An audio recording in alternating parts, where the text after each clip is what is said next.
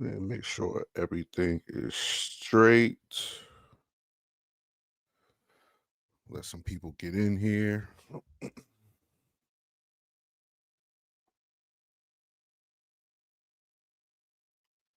So everything is straight. Okay, here we go. Salute to everybody. Salute the Jets Nation. I am your future favorite sportscaster, Matthew Wilson, here to cover another Jets recap. Jets versus Panthers. The Jets fall to 0-7. We are the only winless team in the NFL currently against the Carolina Panthers in MetLife Stadium as the Jets struggle offensively. Again, shout out to my boy Billy in the chat. This is going to be another fan experience. If you're new here, make sure you like and subscribe to become part of the Jets Roundtable family. These shows that we do on Sunday are strictly for the fans, for you guys to vent, let your opinions be known. I don't like to be up here rambling too much. So let's go ahead and get into it, man. The Jets fall to 0-7 against the Carolina Panthers, 13-6. The defense showed up like they showed up last week. The defense has getting better. We've been killing Steve Wilks for weeks, but apparently his play calling has been correct. Jermaine Johnson being healthy has been a major piece for this defensive line, and that's been showing lately. Quinnen Williams was a monster today on the defensive front. We're going to pull his stats up today on the show. We're also going to break down Aaron Glenn's full press conference, because I've been very critical of Aaron Glenn lately, and I want you guys to hear what he has to say. I'm going to react to it in real time with you, and let's get it going, man. Let's get it going. So my points about this game real quick before I let the fans have it. Shout out to Billy SBC. He's been rocking with me ever since we started these fan shows. Billy SBC, the Starship just keeps heading towards 0-17. It sure looks that way, Billy. It sure looks that way. I honestly, at this point, don't see the Jets winning any game on the schedule. I just don't see it. There's not going to be any yelling from me this podcast. I'm actually still recovering from last week. I kind of damaged my vocal cords last week. If you were here last week, you know. You know why I'm sitting here recovering. But yeah, man, let's go ahead and get into it. Let's go ahead and get into some stats real quick. Get this pulled up here. All right. Jets passing game was terrible today, 220 yards. Most of those came from Tyrod Taylor being inserted into the second half after Justin Fields proved that he's not a good quarterback for this team. He's not. Actually, let's go over Justin Fields' stats real quick. Justin Fields, 6 for 12 for 46 yards today. Still holding on to the ball too long. And I understand Garrett Wilson did not play this week. But when Tyrod Taylor came in, the offense was able to move the ball through the air. Josh Reynolds seemed like he could be a serviceable number 2 receiver. The Jets offense tried to call some plays for Justin Fields. There was a couple of screens this game, something that we haven't seen all season long. There was a couple of design quarterback runs. One of them was a late hit on Justin Fields that almost knocked him out of the game, I do believe, in the first quarter. A late hit on a slide for a first down. That was real scary, in my opinion. I hope Justin Fields is okay from that. He came into play, but it was a real hard hit. I actually thought they probably should have rolled with Tyrod Taylor at that point. I felt that was a perfect opportunity to take Justin Fields out of the game and see what Tyrod Taylor can do with your offense. They decided to stick with him. But 6 for 12 for 46 yards from Justin Fields today. Aaron Glenn finally pulled the trigger on benching him, going with Tyrod Taylor in the second half to see what he can give the Jets. And it still didn't look great. The offense was still able to push the ball down the field, but they still weren't able to score. Tyrod Taylor threw 2 interceptions today. I'm not mad at the interceptions that Tyrod Taylor threw, in my opinion.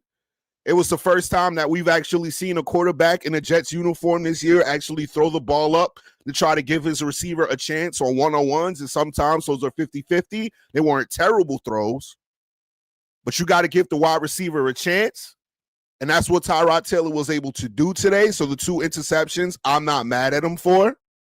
He did not have Garrett Wilson, Breece Hall actually got hurt today. Breece Hall had a I don't want to say a decent game today, 11 carries for 38 yards, only threw 3.5 yards per carry. But this Jets offensive line isn't great guarding the pass.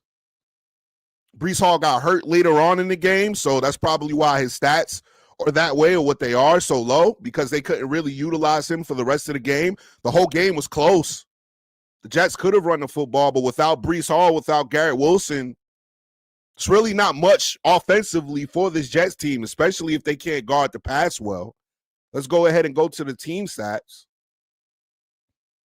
Yeah, the Jets had 6 sacks today. 6 sacks allowed. So that tells you how bad that this Jets offense has been blocking the pass lately. So salute to Tyrod Taylor for coming in and doing what he needed to do to try to give life to this football team. We saw on the offensive end that as soon as Tyrod Taylor showed up and it seemed like Aaron Glenn was going to ride with him for the rest of the game, it was some life in his Jets offense. There was some life in the stadium. You could feel the energy rise when Tyrod Taylor was inserted into the QB spot.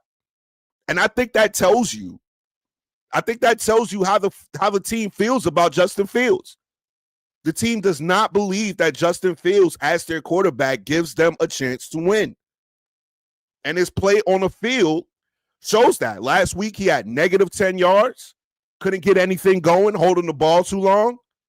This week, he was a little bit better, 46 yards, but it's still the same story with Justin Fields. I think that experiment is over, in my opinion. And that's the story of the game to me, is that the Justin Fields experiment has not worked.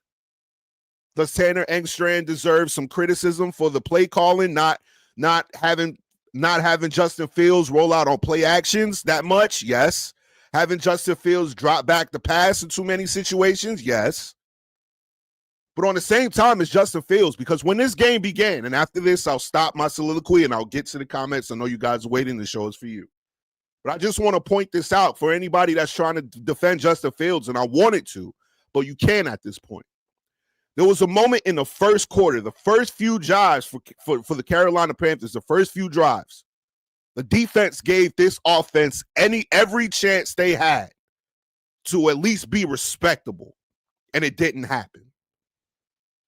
The first drive was a field goal, followed by a punt, followed by a punt, followed by a turnover on downs. This defense gave Justin Fields every opportunity that he needed to show that he could be a serviceable quarterback for this team. And like I said, I understand Garrett Wilson is out, but there's no excuse, man. There's no excuse. Justin Fields just isn't that guy. He's just not that guy. And that's what it is. That's what it is, man. Let's get to some of these comments. I'm not going to keep you guys long today. Tom Brady 12. Oh, you're back. What's up, dude? Drake May at 91% just beat Brady 88% per passes completion minutes. What? Drake May at 91% just beat Brady's 88% per passes complete. Okay. Well, shout out to Drake May. The Patriots look like they're back. I don't think many people expected them to be as good as they are. But the Patriots are back, man. Salute to y'all. Salute to y'all. Brother Gary says, nah, we beat in Miami. Yeah, we said that in week 2, week 3. We said we were beating Miami earlier this year because out of training camp, the reports were that Miami looked terrible. Miami looked terrible. And we thought we were going to win against them, and we saw what happened. So there that is. Can't say that we beat in Miami. Billy SBC, I mean, do we take a quarterback at number 1 or do we trade down for picks and try to fix the roster? Well, the quarterbacks haven't looked great in college. They don't look like game changers to me, in my opinion. I haven't watched a ton of college. I'm going to keep it real. I'm not a college guy.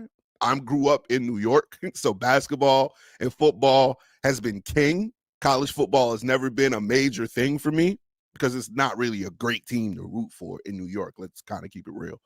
But Mendoza seems like he's the guy. He's been rumored, like there's been a lot of talk on social media about Mendoza possibly being the guy that the Jets are going to draft at number 1. But if you don't see a quarterback in that draft that you feel can change your future, especially with the way the Jets have drafted at the quarterback position the past few times, Zach Wilson, Sam Darnold looks good now, Geno Smith looked good great later in his career. But the Jets haven't shown an ability in their history to develop a quarterback. So maybe if the Jets don't feel like there's a quarterback in this draft that's going to change their future, maybe they do trade down to fix this roster. Like I said, the defense is starting to play really well now. They've given you 2 weeks of tape. I do believe they held the Broncos to around the same amount of points last week. I can't remember the score. But they held the Carolina Panthers to 13 points today. So this defense is starting to wake up. There's not a whole bunch of penalties on the defensive side. They're being able to cover them now. I think Rico, let's look at Rico's numbers today, because Rico has had over 450 yards in the past 2 games. He's been cooking. And the Jets were able to, let's see, team stats. Jets were able to hold the Carolina Panthers to 125 yards today. Rico Dotto had 79 yards on 17 carries today, only 4.6 yards per carry. So like I said, this defense is starting to wake up. It took them 6 weeks to get here. Took them 6 weeks. But this defense is starting to step up. So when it comes to draft time, do you look more offensively to see what you can do to fix this team? Do you try to maybe draft a wide receiver early? The trade deadline is approaching. Who knows what they're going to do with Breece Hall? Aaron Glenn has been shooting down reports about Breece Hall being traded. Said he wants Breece Hall to continue to be a Jet. To me, I'm going to have to see it to believe it, because we hear coaches say this all the time to try to protect, you don't want to leak that you're actively looking to trade somebody so you can get a decent return, especially for a running back of Breece Hall's talent. So maybe that what that is, and they are intending to trade Breece Hall. But I don't think Breece Hall is the issue here. Does it come down to, does Breece Hall want to be here anymore? Because if he doesn't want to be here and he doesn't want to re-sign, you got to get something for him. So Aaron Glenn needs to get his guys in the building as well. Who knows? Maybe this defense is playing better, but who knows what pieces he wants on that defense to stay or to go? So who knows what they're going to do when it comes to the draft, man? Because in my opinion, I don't think that quarterbacks look that great coming out of the draft. Billy SBC again, interceptions caused by receivers who can't fight for the ball. I hear that, but there's not a lot of talent on the outside. Like I said, we were without Garrett Wilson today. We were without him. You expect Josh Reynolds to step up and be that playmaker? I didn't. Mason Taylor is okay, but he's still young. You can't really expect him to carry us like that. And especially if Breece Hall's out, I don't know, man. It's real hard for me to put blame on the receivers for not fighting for the ball, because I understand the talent discrepancy on the outside that we have currently if we don't have Garrett Wilson out there. I remember there was a game a couple of weeks ago, I think it was against the Cowboys, where there was only one reception from this wide receiver core, and it was Adam Lazard. Mason Taylor had all the other catches as far as offensively from the wide receiver or skill position slot. That's what they have. That's what they have. Okay, Billy, I see what you're saying. No, I mean the talent wide receiver just isn't there. Yeah, you're right. Correct. That's okay. I see what you're saying. Correct. Shout out to my boy Danger Zone. What's good, bro? Matthew, can you share your socials? Anybody can find me at Matthew Malik Wilson everywhere. Go ahead and put it in the comments.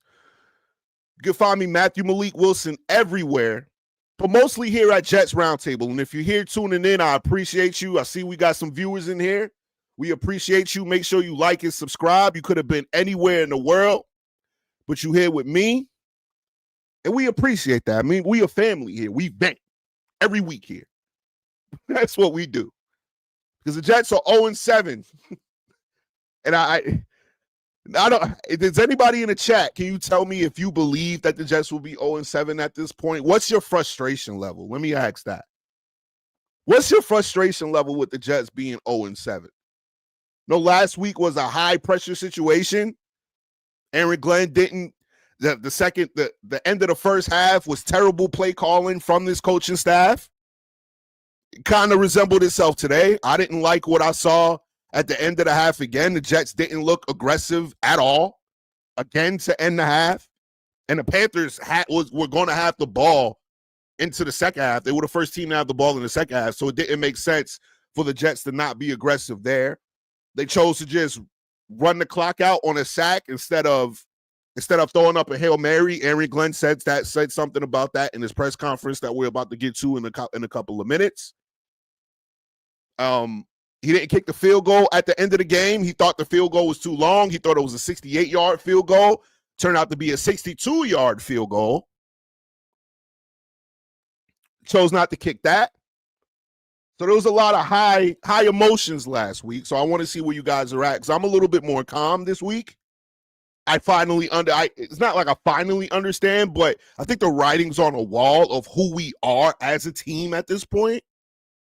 So me getting in front of the camera and yelling at this point is it's unnecessary. The reality is the Jets are a bad football team. The defense is starting to play a lot better, but this offense is god-awful, and we're not going to be better unless we have a quarterback. And we can't guard the pass. We can't block passing. We can't block pass at all. So if we had Aaron Rodgers still, would it matter? If we had a good quarterback under center, would it matter at this point? Yes, he can play on time. We see Tyrod Taylor do that today, which is why the Jets offense was able to move the ball through the air because Tyrod Taylor plays on time, unlike Justin Fields. But he's even still having issues staying upright with this offensive line.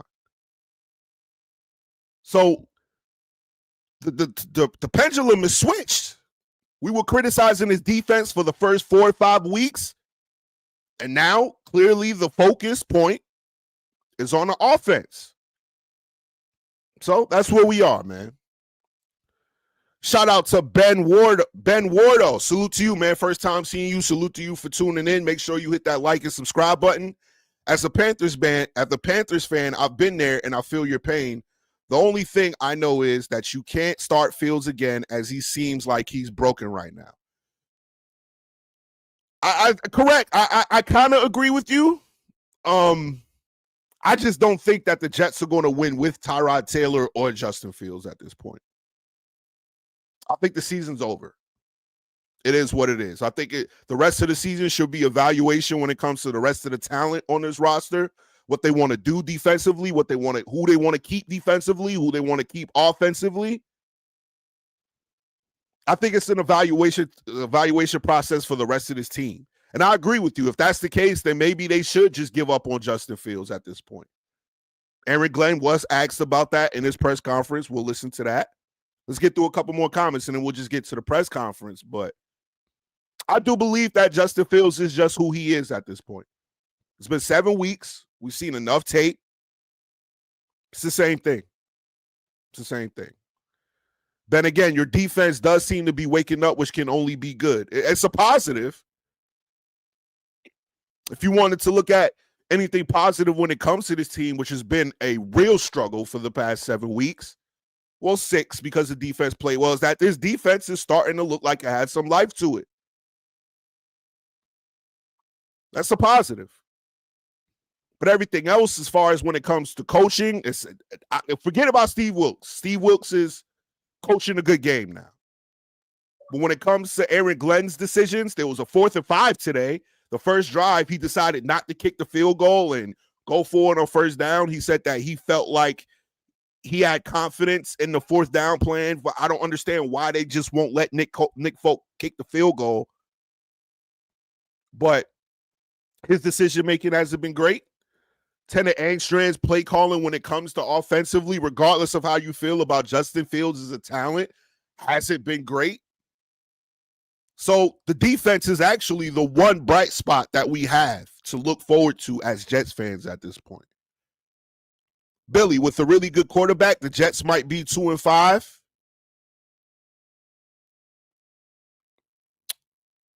Okay, so what game? All right, Billy, what games would be the games that you think they will win? Let me ask you that. What would be the games? Because I think they should have won week 1 against the Pittsburgh Steelers. I think they should have won that game. But you could probably make an argument for a lot of these games because the Jets just have a tendency to shoot themselves in the foot. Games I will probably erase will be Dallas and the Bills because those were blowouts. But every other game, the Jets have been right there. So that is a fair point, Billy. I'll give you that. Maybe with a good quarterback, the Jets might be 2-5 right now. They might be. Shout out to TCOG69. Salute to you for tuning in. Maybe Justin can't read defenses. Correct. It's what it is at this point. You can see, I think there was a play, they had a third down. And they had a play where Justin Fields looks over it's a shotgun. He looks over to the right side of the field and he stares down like a receiver. He doesn't look to get the cornerback off of him at any point. He stares him down, throws the ball, and it's incomplete. The Jets got a punt again. So it's just these progressions. We saw last week Garrett Wilson was wide open a few times, stared at Garrett Wilson, but didn't throw the ball to him, was scared to throw the rock. Like I said, man, Justin Fields just is who he is at this point. He just is who he is. Billy says Pittsburgh and Tampa, or maybe this game. Okay. Yep, like I said, you could put the Pittsburgh game in there. And then any other game you want to choose except for Buffalo and Dallas. Any other game you could probably make a case. And even last week, to be honest with you, last week Justin Fields was horrid, right? And I still believe that Aaron Glenn cost him that game. So you're right, Billy. Like, if you had a good quarterback, the Jets should be better than what they are at 0-7. Now, the only reason why I say that is because I want people to be careful. Like, here's my point. It has always been my point. I always want to make sure that you got to tell you guys both sides of the story, right? I don't want it to become that Justin Fields is the main reason why this team is 0-7. I want to get away from that. That's not me trying to defend Justin Fields because I agree with you guys. Let's get this out of here, by the way. I totally agree with you guys that Justin Fields is not the guy. He's not. Just need to do whatever they need to do to bench him, move on from him, whatever. We've seen enough here. Aaron Glenn needs to be held accountable here. Tanner Angstrand needs to be held accountable here. Darren Muji needs to be held accountable here because of the pieces that they decided to keep and add to this Jets team. I know how you guys feel about Brandon Stevens. He's been getting cooked. He had a couple of good plays today. But they could have scrapped this roster. They didn't have to sign Sauce Gardner. Who we need to get a report on Sauce. I think he got hurt today too. Sauce doesn't like to tackle. There's been too many games today. I Sauce doesn't tackle, man. He doesn't tackle at all. He wants no part of being a physical cornerback. He wants no part. Didn't have to pay him. So Steve Wilks, too. He's in the clear for right now because the defense is playing better. But this coaching staff hasn't done this team any favors. So while Justin Fields is going to be the talking point for this week, I guarantee you, Justin Fields is going to be the talking point this week. Like I said last week, low-hanging fruit. This Jets coaching staff has not put pretty much anybody in the best positions to win. except for these last 2 weeks when it comes to this defense. It's what it is. Billy says he doesn't even want Fields as the backup, would rather have Ryan Tannehill. Okay, I'm not a big Ryan Tannehill fan, to be honest with you. What is Ryan Tannehill doing, by the way? Is he on the squad right now? So, you know, I mean, Ryan Tannehill did not look great in Tennessee, guy. Like Billy, like, and my guy Gerard, he's a huge Titans fan. Ryan Tannehill did not look good there. So at this point, at quarterback, I guess you want anybody that could play on time. Anybody who could give your wide receivers a chance. You know? So that's what that is. But Aaron Glenn has some comments on the game, as usual, post-game comments. Let's go ahead and see what Aaron Glenn has to say. We'll stop it here and there. We'll react. I'll watch the comments. If you guys want to react while the video's going on, I'll stop it. Whatever. We'll break down the press conference together. But no further ado, Aaron Glenn on the Jets losing 13-6 to the Carolina Panthers at MetLife, being the first team, not the first team, but the only team in the NFL currently to be 0-7. Aaron Glenn. Well, obviously not enough to give ourselves a chance to win. Yeah, those guys made 2 great plays on interceptions. And I guess the tough thing about that is, man, you rather have where either we catch it, it's a DPI, or it's incomplete.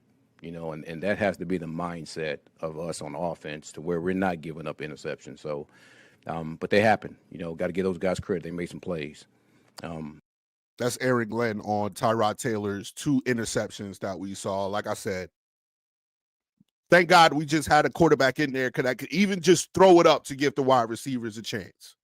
So that's what that first part was. I don't know, there's a lot of issues going on with the Jets, like technical difficulty wise. I don't know if you were watching the game, like the audio was trash for like 10 minutes. When I was trying to watch this press conference on YouTube, there was like some iffy things going on. So production's bad. The Jets team football is bad. Man, oh, God. Let's get back to Aaron Glenn, man. I don't feel like going on a rant. Aaron Glenn, man. Continue, my brother. Continue. But we have to be able to pull out, you know, these low-scoring games. The thing is, our guys are fighting. There's no quitting any of our guys.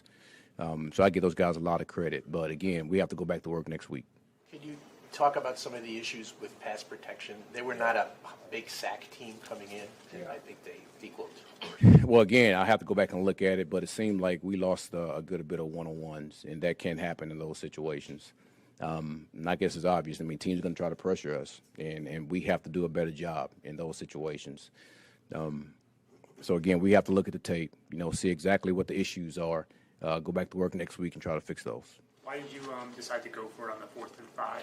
I think that was the first series. Yeah, listen, I liked our 4th down plan, and I told our guys we was going to be aggressive going forward in that situation. Obviously, it didn't work out, but yeah, I liked our 4th down plan going into this game. All right, I'm gonna stop it here. Aaron, take the points, dude. Take the points. Like that was frustrating today. It's 4th and 5. The Jets drive it down the field. Offense looks good, and you decide to put the ball in Justin Fields' hands again to get you a first down on 4th and 5 when he showed you last week that he was totally incapable of doing that. I just don't understand it. And I get he comes from Detroit. I get they're super aggressive on 4th down, and that's what they did over there. You don't have the same talent on this roster to replicate the aggression that you had in Detroit. You don't have it. Take the points. It was like a 50-yard field goal. I know Nick Folk can make a 50-yard field goal. He's been on the money this year. And especially last week after the defense showed you, and they showed you continuing in this game, that they can get you stops. This offense is terrible. Take the points. I get that the Jets were 0-6 before this game, and you need to get a win. And I even heard Mark Schlereth say it on the on commentary that if I were the Jets, I'm going for it. No. Take the points. Period. Go ahead, Aaron. Let's continue. Like Brees was playing much in the fourth quarter. What went into that? Well, Brees had an injury, but he came back and he tried to give us everything he had. So kudos to him for doing that. I thought early on that he was running the ball fairly well, and those guys did a good job of tightening up against the run. He's a guy that we need to lean on. We have to use him as much as possible. At the end of the half, it looked like you. So there's still a lot of confidence in Brees Hall from him. So, there was a lot of reports that Brees Hall might be the guy to get traded. There was some things on his social media this week. But I'd keep Brees Hall, man. I'm not trading Brees Hall. Brees Hall is not the issue when it comes to this offense. It's been play calling. And maybe I'm just hopeful for Brees because I love Brees Hall, man. He deserves to see this thing through with Garrett Wilson. He deserves to see this thing through. And Brees Hall should have been a major focal point, especially in the passing game, which is why I try to tell guys to kind of like be careful with your criticism and putting it all on Justin Fields. Because Brees Hall is a back that you can give the ball to. He can get you 5 yards per carry because his offensive line does block for the run very well. They can do that. It gets a little bit tougher when they try to put 9 in the box. But they can block the run. But they have to get Brees Hall more involved in his passing game. They have to. So I support him for saying what he said about Brees, but it's going to come down to what him and Tanner Engstrand, what game plan they could cook up to match what they're saying about Brees Hall on the field. It's going to be on them to do that. And if they don't have any plans to do that, maybe they should trade him. They should. But Brees Hall is totally capable of being the guy that Aaron Glenn says he believes that Brees Hall is. Get back to the press conference. Had time to maybe run it like a Hail Mary there, and you just look at the Guys, it was a situation where we just got 2 sacks. Let's get out of it. Get into halftime. And let's get ready to play the next half. No, I don't agree with that either. Dude, you're 0-6. You have nothing to lose. Throw the Hail Mary. See if something could happen to inject life into this Jets team to make them fight for you harder. Him just giving up every halftime, and they had a timeout. It's not like they were out of timeouts. They had a timeout. I believe there was like 20 seconds left. And then once again, you were near the 50. This is the things that aggravates me so much about Aaron Glenn. It's that, bro, you have these opportunities to be aggressive and get these points, especially at the end of the half, and you choose to just walk off the field, especially with a timeout. And if you didn't have faith that Justin Fields was going to be able to do anything for you at halftime, God, well, damn, put Tyrod Taylor in to run the play. But giving up at halftime, being like, well, let's just get to the half. Bro, you're 0-6, man. You're 0-6. That got to change. 2 sacks, 3 sacks, I don't care. We getting points. We have to try to put ourselves in position to get points. Period. Whoever you do decide to play at quarterback, I mean, what do you need to see from this passing game? We got to improve.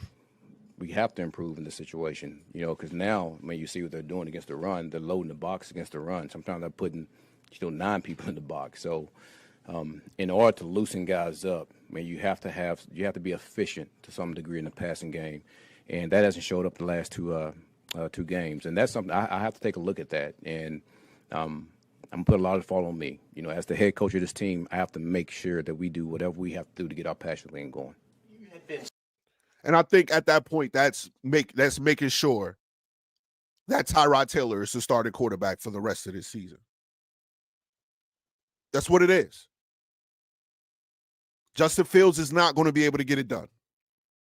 He's not. He showed that last week. He had the same type of performance this week. I do believe if you continued to play Justin Fields more, he would have had a negative net rating when it came to his passing yards again, by the way he was playing. The Justin Fields experiment is over. It has not worked. It's time to move on. You cannot expect Breece Hall to be this back and you want to trade him if they have no passing game and they're able to load up in the box every week. You can't. And shout out to Aaron Glenn for taking accountability there, though. He didn't duck accountability. He said, it's on me. I have to make sure that I put this passing game in position to win. He didn't throw Tanner extra in under the bus. There's going to be a Tanner extra in question in there in a second. But in order to see improvement in his passing game, Justin Fields you're not going to see it from him at this point. I have no faith that you're going to see an improvement in his passing game if it's with Justin Fields on the center. It's not happening. Tyrod Taylor should be the guy. That's it. He should be the guy. Let's continue. So strident in your support of Justin Fields, despite all the criticism in recent weeks. Yeah. So for you to take him out, how disappointing is that for you? That It's always a tough situation. It's always a tough decision. But as the head coach, you have to take a look at the team and see what is best for you to put yourself in position to go win a game. And that's the only thing that was going to my mind when I was walking in. And I told the offensive staff. Then I went and I told Justin and Tyrod exactly what I was going to do, and made the decision. Aaron, is the season on? And salute to him for doing that. This is decision making that we wanted from you weeks ago. Like, because shout out to this. I'm gonna tell this quick story. I'm a writer for MLBBro.com, owned by Rob Parker. I told Rob Parker I was covering the Jets this season and I had a lot of optimism before this season began. Rob Parker was first on his thoughts. It was a private conversation. I didn't want to say anything during the course because I didn't have permission. I text Rob. I got permission from Rob today. Rob told me he didn't understand why Aaron Glenn was so attached to Justin Fields, because Justin Fields doesn't have like the fighting mentality that Aaron Glenn wants.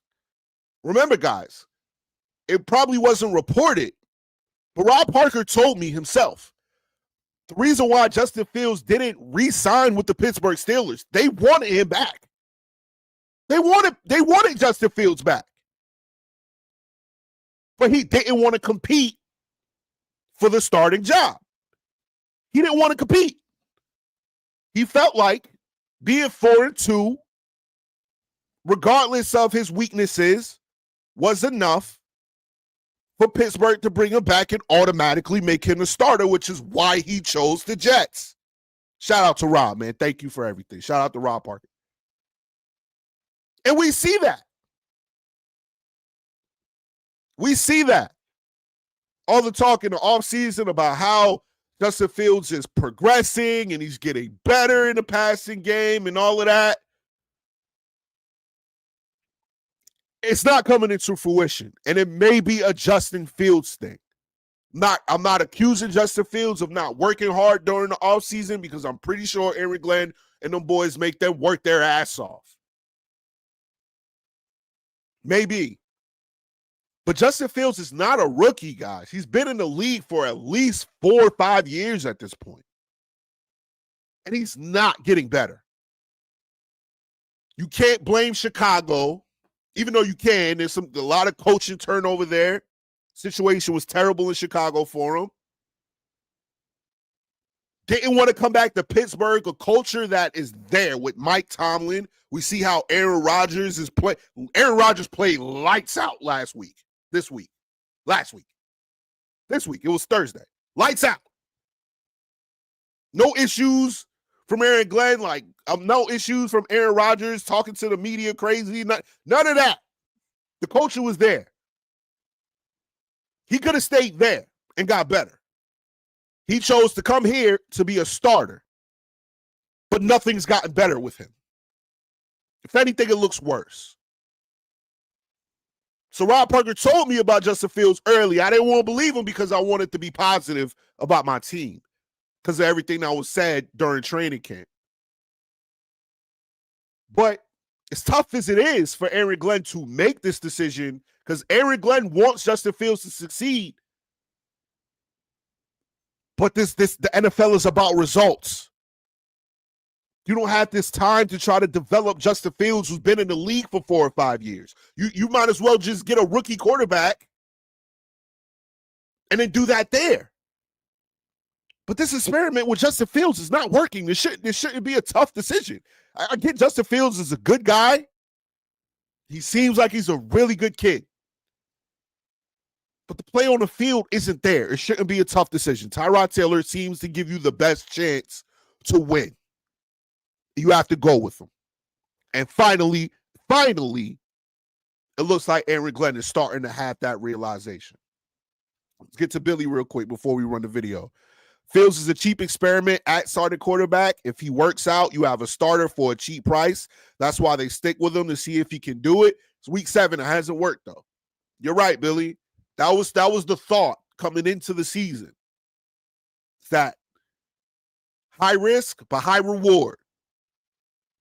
Justin Fields has dual threat capabilities, explosive running game, and if he could just throw on time, he'll be fine.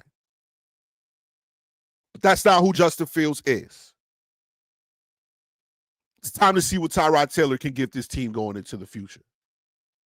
And thank God Aaron Glenn is starting to realize that. And shout out to Ben. He's right. 40 mil for 2, even though 40 mil's not. 40 mil for 2 years, it's still cheap compared to what quarterbacks make these days. So shout out to Ben. 40 mil for 2 years of that isn't cheap, though. It's cheap enough. It's cheap enough that if Justin Fields doesn't work out, you can move on from him and it doesn't necessarily break the bank. You know what I'm saying? So that's okay. The contract looks horrid right now because of how Justin Fields was playing. But coming into the season, Justin Fields had a 4-2 record as a starter. So I could understand why they gave him the 20 mil. And like I said, they took a chance. High risk, high reward. It's just, it didn't pay off. Just didn't pay off. Let's get back to Aaron Glenn. And you're not getting the game results that you want. Are you getting concerned that the players will have a more difficult time embracing your message on a weekly basis? You know what? I don't see that because the message has always been consistent, and they know exactly what it is and what we have to do. And here's what gives me hope as I go through these weeks is, man, just exactly how they come out on Wednesday in practice and then how they come out on Thursday in practice. Same with on Friday. And listen, we're not getting the results that we want, but I do know this. These players are not giving up at all. I don't see them giving up on any of the messaging at all. We just have to do what we have to do to go win these games. You know, we need some guys to go make some plays in these situations. And then me as the head coach, I got to do a better job of getting everybody, you know, in position to go make plays. Again, I thought our defense is starting to improve in that aspect. We just got to get our offense going. Our special teams are doing a good job too. Great question, by the way, about how Aaron Glenn feels his messages is going to continue reverberating through this locker room and if they're going to stop listening to them because of all the losing. Great question, and Aaron Glenn handled this question well. He didn't handle his press conference last week. It was super frustrating to watch. I get that he's frustrated. He wants his first win. He wants things to be better. But great question. I would be concerned if I'm him. New York is different. It's different. You think we just hear? What you think that people who cover the team just hear the criticism? Imagine these players, bro. The players actually have to walk these streets. And New Yorkers, we don't sugarcoat anything. We may be respectful. Yo, you know, how you doing? Da-da-da-da. Hey, you need to play better. You guys stink. what's going on. The players, this is a younger generation. These players live on social media. There's going to be some that are able to distance themselves from it and cut it off. But most of them we see like superstars like Kevin Durant. They got rabbit ears. They hear everything. So if this team isn't turning things around, he should be very concerned about his messaging falling on deaf ears. Now, the Jets are 0-7. That changes the trajectory of who they probably thought they would be this year. I don't know if you guys saw the report in The Athletic. Woody Johnson, I see a comment in the comments about Woody Johnson. Woody Johnson has said or has told somebody, I don't know if it's a quote directly coming from him, but Aaron Glenn is going to finish this season now. He is not going to get fired during the season, and apparently he's not going to get fired during the offseason either. So in my opinion, I would be concerned about how his message is reverberating through this locker room if they want to win this year at all. But if he knows that he's going to be here next year and he's not getting fired this year or during the offseason, maybe he's not concerned about how the rest of the locker room feels about his message is because after the season, they're cleaning house. So it's like, okay, you don't want to listen to me this season, whatever. I'll get some guys in here who will listen. So maybe that's it. Maybe that's it, man. But I would be a little bit concerned if I'm him. Because nobody predicted the Jets to be 0-7 at this point. Let's continue, get to these comments, and then get out of here. Garrett at all close today, or that was a no-go for this one? You know what? It was close as we went through the week. And then the thing is, I think you said it before, you have to protect him from himself. So it just wasn't a good decision to put him out there at this time. What is Aaron, the what did you process think like? of the offensive? What did you think of the offensive play calling the last two games? That's a good question.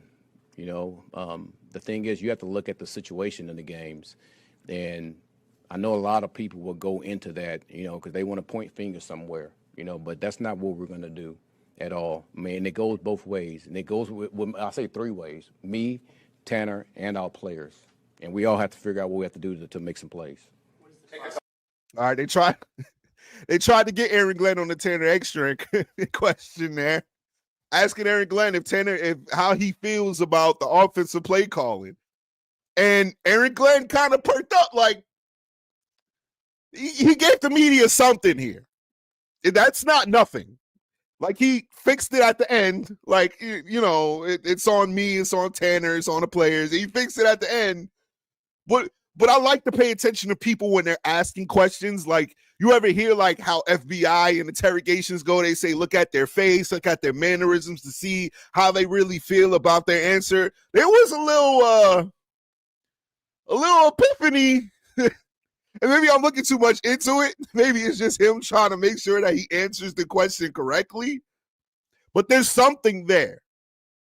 And we've been critical, guys. We've been critical over the past couple of weeks of how, even though we know who Justin Fields is now, there were a lot of questions about this offensive play calling. Well, why aren't you using Breece Hall? Why aren't you utilizing Breece Hall out of the backfield more in the passing game? Why aren't you throwing more screens? We understand that Justin Fields will never be a drop back quarterback. Why are you not calling rollouts for him? Where's the RPOs? Stuff like that. And now that the defense is starting to rise their stock, and the offense seems to be getting worse every week, the question is a valid question about how he feels about this offense and the play calling. So something to keep your eye on there. Just say that. It's something to keep your eye on there. What does the process look like over the next few days to decide your quarterback against Cincinnati? Who's involved in that process? Well, ultimately, I'll make the call. But there's a lot of conversation I got to have with myself, to see what can I do to make sure that we give us a chance to win. And then obviously I'm going to, talk to the offensive staff and see what their thoughts are also. But we'll make the right decision. Whatever the decision is, I'm going to go with it, and we're going to move forward. Do you feel like if you do go to Tyrod, that's like you can't go back to Justin's situation here? I mean, you mentioned earlier in the week, I don't want him looking over his shoulder. No doubt. I mean, that's always That's always the question that's always asked, and that's always something that you have to really look at. And like, I don't ever think that's something that you could just positively say that, if we go with another guy, that you can never go back to the other guy. I mean, this is the NFL, and it's the ebbs and flows of how things go. To me, I'm trying to put the guy out there that's going to give us the best chance to win, whoever that may be. At that specific time, that's what I'm gonna do. Thanks, everyone. All right. In the room. All right. All right, man, and that's Aaron Glenn's post-game comments. And the last question was about Justin Fields and how does he feel if he takes Justin Fields out now and he starts Tyrod Taylor, if there's a concern that at that point, you know how it is. Usually you take a starting quarterback out, you really can't go back to him. He's mentally fried after that. If Aaron Glenn's concerned about that, I don't think he should. You're 0-7. The season's over. Like I said today, the Jets defense gave Justin Fields every opportunity to get his stuff together, and he wasn't able to do it. And this is the second week in a row that we've seen terrible quarterback play from Justin Fields. You're 0-7. Who cares about the ebb and flows of the season at this point? They said your job is safe. If you want to win a game at all at this point, and you expect this passing game to progress at all at this point, you need to start putting Tyrod Taylor, giving him first team reps in practice, so this offense could develop cohesion with him, knowing that he can play on time, get the ball to the receivers in a decent enough time frame when they're open, won't do too much, won't make the worst decisions. Tyrod Taylor can be a dual threat quarterback himself, so your game plan doesn't necessarily need to change that much with Tyrod Taylor. Of course, he's not as dynamic on the run as Justin Fields because Tyrod Taylor's older. I do believe this is his 15th year. But there should be no concern about how Justin Fields feels about him being benched at this point. Like Tanner keeps saying, go look at the tape. Go look at the tape then. Justin Fields gets pissed off that he's benched at this point. You sit his ass in the room and you say, hey, you see this play where Garrett Wilson is running the out route, it's third down, we need this first down, and you hold the ball too long? Oh, do you see Tyrod Taylor come in this game and he's getting the ball out like that? This is what we needed from you. What, 7 weeks in? Who cares about how Justin Fields feels? It's like in the point in the chat. Salute to y'all. You point out, Justin Fields has $40 million. They give him $40 million, bro. No, he should not care at all about how Justin Fields feels, if they need to utilize him again, if Tyrod's a nightmare at some point, or if Tyrod gets hurt and Justin Fields needs to come back in. Bro, do your job. He's had every opportunity in practice and during these games to get better. The defense gave you a field goal, a punt, a turnover on downs, a punt. Then the defense finally wilted after all of that, and Carolina Panthers scored. That's 5 opportunities they gave Justin Fields today in the first half alone to help this Jets team offensively, and he wasn't able to do it. Are there other factors that contribute to that? Did the Jets pass block very well? No, they don't. I give him that. But you got to make something happen. And he wasn't able to do that. So while there's blame to go around, Justin Fields now has to be benched, and he has to live with the reality that he doesn't give this team the best chance to win. Period. All right, man, let's get to these comments, and then we're going to get out of here, man. I want you guys to enjoy your Sunday. I don't know how it is. Shout out to Ben. Ben, yo, I know you a Panthers fan. My son is a Panthers fan, too. I am currently in North Carolina, Eastern North Carolina, too, so I know all too well about the Panthers' struggles.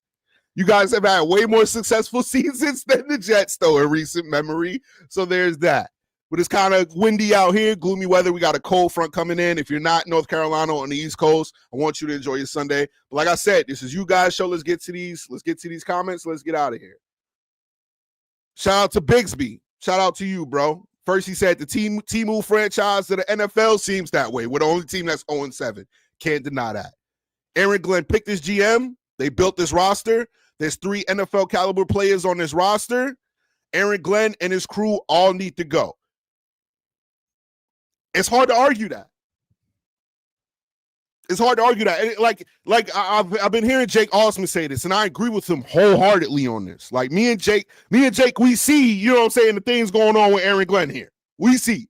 And I've gotten a lot of criticism about my criticism of Aaron Glenn. I said that last week, and it continued this week. Actually, it was a little calmer this week. Aaron Glenn didn't help himself at all last week. But do you trust this coaching staff and his GM to draft your next coach? Do you trust them? Have they given you any resemblance that they know what they're doing for you to have that trust that they're going to draft their next quarterback? I don't see that right now. I don't. Yes, the defense is playing better. But like I said, man, these halftime calls and these points he's leaving on a board, trying to be aggressive with talent that he doesn't have, doesn't scream team builder to me. Motivational speaker, yes. Give him that. All the bravado he had coming into the season, motivational speaker, yes. Players coach, yes. Team builder, up for debate. Good head coach, up for debate. So Bigsby, you might have a point. You might have a point. Says Jets fans that keep accepting this are enabling Woody Johnson's grit. I guarantee you. Here's where you're wrong, Bigsby. There is no Jets fan that's accepting what's going on here. I haven't heard one. Not Jets fans. I've heard some analysts kind of tell us to calm down on Aaron Glenn and, you know, this team isn't that talented and da-da-da. I've heard no Jets fan who's okay with the state of the New York Jets currently. Player-wise, coaching-wise, front office-wise, or owner-wise. None. So I got to give Jets fans credit there. I am happy. Yeah, salute. Salute to you for tuning in, man. Make sure you like and subscribe. You too, Bigsby. Appreciate you for tuning in. Ben said it did seem to feel a little bit of both to that answer, didn't there? Interesting. Like I said, Ben, there was something to that question about Tanner Ekstrand, bro. It's a little something. It's a little tell, like Aaron Glenn doesn't like how things are going offensively either. And he did what he's supposed to do as a head coach. Took the blame, put it on him, the whole coaching staff, instead of just, you know, you're not supposed to just go off on Tanner Ekstrand in the press conference anyway. I would never, ever, ever expect Aaron Glenn to do what he did was answer the question that way. I would never expect Aaron Glenn to do that. But there's something there. There's something there. So if this offense doesn't look better and Aaron Glenn's job, they didn't say the rest of the coaching staff job is safe. They didn't say that. Tanner Ekstrand is a rookie offensive coordinator himself. Now, if this offense can't look better with Tyrod Taylor under center, maybe the focus does shift to him. And if he needs to be around for when the Jets draft their new quarterback, if that's what they choose to do in next year's draft. Something to look at. Billy says, now we got to go up against ex-Jet Joe Flacco next week, and I get a feeling we're going to get destroyed. I was terrified about that, too, watching him against Aaron Rodgers on Thursday. That was my first thought, Billy. My first thought was, damn, maybe we should have kept Aaron Rodgers. He still got it. That was my first thought. And then my second thought was, damn, why didn't we see if we could just get Joe Flacco? If there was nobody in the Jets front office, I was like, yo, you know what? He's been here before. We know he can kind of handle the New York pressure. Maybe we should get Joe Flacco in here to see if he could right the ship. I get that's not probably something that Joe doesn't want to do because there's no guarantee that he can start or anything like that. He gets that in Cincinnati with Joe Burrow out. It's a lot safer situation for him because he wants to play, as he should. But Joe might cook us. So, the Bengals offense clicked on Thursday. They're not that team that we thought they were going to be at this point without Joe Burrow. They're not that. And he didn't even know half the plays that they were calling. A lot of that was just Joe being Joe. But the Jets defense is playing better, so that's something that we could look forward to going into next week. By the way, Matt, Jake, and Richie should be back on Thursday. Might be tomorrow because sometimes they do shows on Monday. But I know at minimum, Matt, Jake, and Richie will be here on Thursday to break down the preview of next week's game against the Cincinnati Bengals. Make sure y'all tune in for that. But I'm terrified of next week too. I'm terrified of next week. Because from what I see when it comes to the Jets defense, the one thing they struggle with is speed. They struggle with speed. And Jamar Chase and T. Higgins and Chase Brown had a breakout game yesterday. I'm terrified of what the Bengals could do to this Jets defense next week, especially if our offense is going to continue to look like this. We have no chance. None. Ben says, I couldn't agree more. Jets roundtable. Feeling shouldn't come into it. If Fields has anything about him that he'll take this as a moment to reflect and learn. That's what he should do. But I mean, how much learning are you going to? This is his third team in like 5 years. How much learning can Justin Fields do at this point? Until it becomes a fact that this is just who Justin Fields is. Billy says, I think the Jets have 3 games left they can be competitive in. The Browns, the Dolphins, and the Saints. I mean, I guess the Browns pretty much play everybody tough. The Dolphins look worse than how they looked before we played them. So you might be right. That might be the one win that we might get.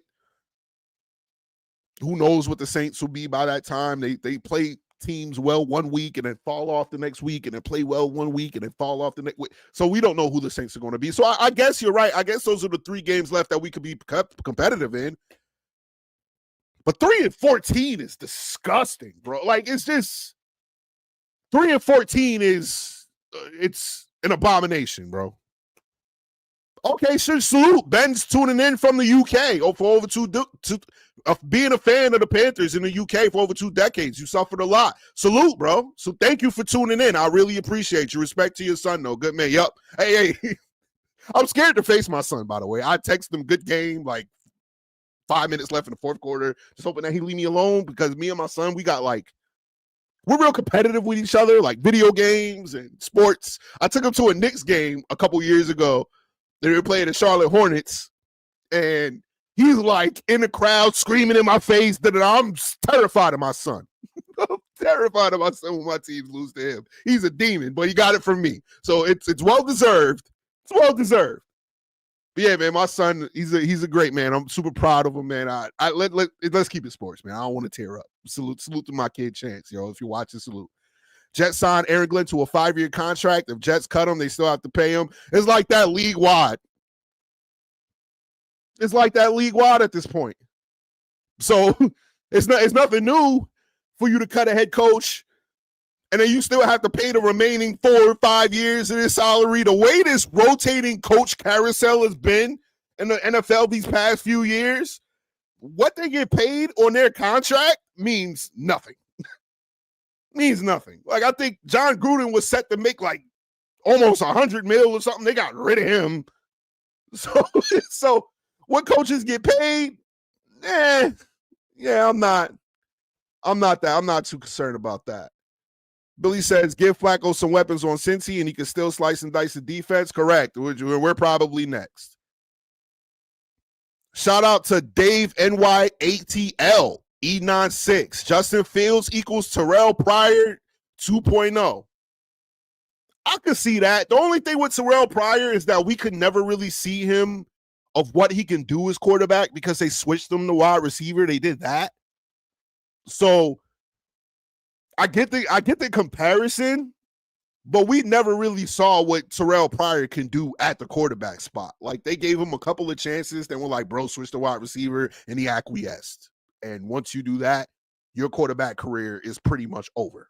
So I see the comparison. Similar skill sets. So I give you that. Similar skill sets, but I give you that. But other than that, man, as for me, I am starving. So I'm going to get out of here. If anybody that was tuning in, I appreciate you. You could have been anywhere in the world, but you were here with me, and I greatly appreciate that. Make sure you guys are around for Thursday for Matt, Jake, and Richie doing their breakdowns on this game, as well as next week's game against the Cincinnati Bengals. But most of all, don't let the Jets stress you. Don't let the Jets stress you out, bro. That was my thing this week. I couldn't talk for like 3-4 days after last week's episode with y'all. It was that bad. Couldn't talk. I wasn't going to do that to myself this week. We are who we are. Didn't want us to be this way. They could have kept it honest with us about who they were going to be this year. It's kind of tempered down expectations of this team. Less bravado, more, hey, it's a process. We're just going to try to get better week by week. They could have did that. But, they got to sell tickets, and I get it. But keep it real with the damn fans, man. Keep it real with the fans. But I hope you guys have a wonderful week. If you want to find me, you can find me at Jets Roundtable on TikTok as well. So all the short content, some of you guys' comments, if you're in this comment section and you're in this show with us, and you're not subscribed to the Jets Roundtable TikTok, you're missing out. Because you might be the one. You might be the one to Billy. I think you in there. Billy, I did a video. Billy, I think one of your comments is on one of them TikToks up there. It's like I said, man. I want you guys to be a part of this experience. Like, I don't want it to be just me. So this week, I'm gonna take some of you guys' comments. I'm gonna put it up there. I'm gonna put me responding to them. I'm gonna put some of these chats up there. This is a full fan experience, guys. It's not just me. So like I said, I appreciate y'all. Y'all could have been anywhere in the world, but you were here with me, and I appreciate that, man. I really do from the bottom of my heart. I appreciate that.